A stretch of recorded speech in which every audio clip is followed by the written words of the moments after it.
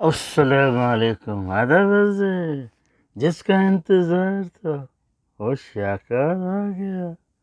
دیکھیے T V پہ post لگ چکا ہے غور سے۔ من مرضی 90 ہر پل جیو آپ کے سامنے پیش ہے۔ آپ کو مجھے معلوم ہے بڑی شدت سے انتظار ہوتا ہے میرے ریو کا، بہت پسند کرتے ہیں اور میں بھی آپ لوگوں کو بہت پسند کرتا ہوں۔ لیجئے ٹائم کو ضائع کرنے سے پہلے اب اس کا ریو ہوتا ہے اب، اور سنیے اب کہانی تھوڑی سی اڑ گئی، ابھی تک تو چل رہا تھا، سنیے کیا ہوا۔ حمزہ اس کے بعد زہرا نے عاطی کے دفتر میں جا کے کلیئر کر دیا ہے کہ اب میں آپ کے ساتھ کام نہیں کر سکتی کیونکہ حمزہ مجھ پہ شک کرتا ہے، شک کی نگاہوں سے دیکھتا ہے۔ تو بہتر یہ کہ عاطی صاحب آج سے میں آپ کے دفتر نہیں آؤں،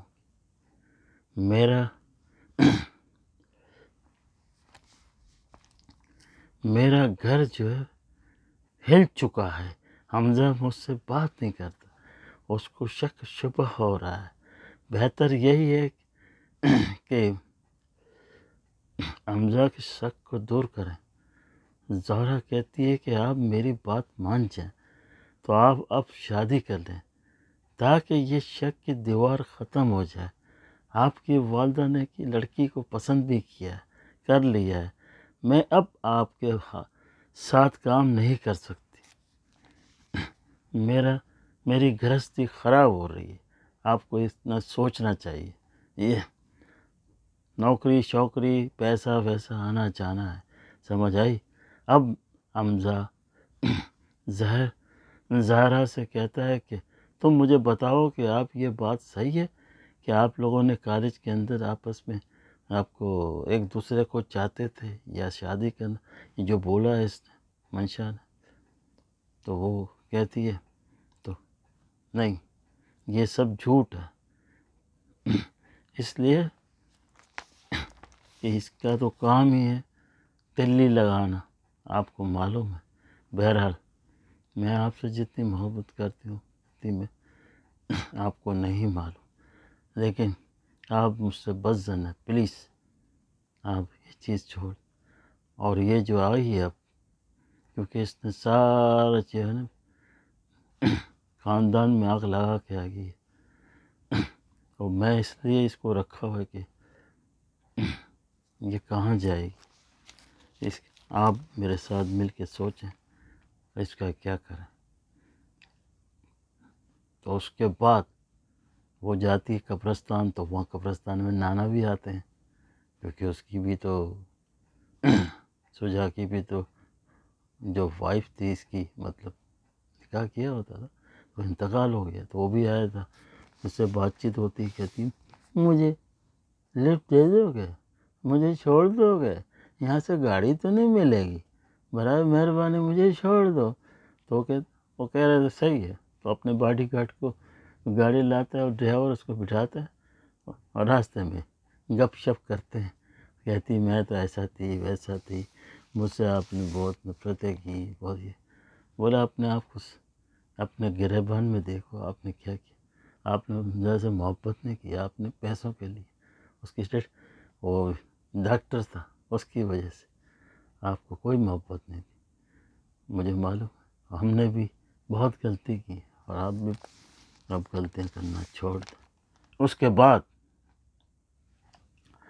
تو وہی ڈر تھا جو دونوں مائوں نے کیا، ساس اماں اور اس کی اماں جو نئی بنی ہو، جو نصیحتیں کر رہی تھی، اگلی قسط میں آپ نے دیکھا ہوگا، ذرا خیال سے، ذرا دھیمے دھیمے، ذرا سنبھل کے، تو وہی ہوا کہ یہ اس کے دوست کے پاس جاتا ہے، دوست کہتا ہے ٹھیک ہے، میرے دوست FIR میں معلوم کریں گے اس کی جو گھر جو بیچا ہے یا فراڈ جو کیا اس سے پیسہ وصول کریں گے، بات چیت کرتا ہے۔ بہرحال یہ تو ٹھیک ہے کہ یہ کام کر رہا، اور اس کے بعد جب گھر آتا ہے تو یہی آتی، تو یہ ہوا کمرے میں ہوتی ہے، تو کہتی ہے میں وہ اس کی ماں کے ساتھ مطلب قرآن شریف اور نماز وغاز پڑھ رہی ہوگی، تو یہ دیکھتی ہے اور اس کو حمزہ کو، تو کہتی ہے تم پہلے جیسے تھے، میں سمجھ نہیں پائی، فلانا نہیں، اور وہی گول مول بات کر رہی ہے گھما پھرا کے۔ میں نے کہا نا اس کے پاس دماغ ہے، اور بھی ماشاء اللہ۔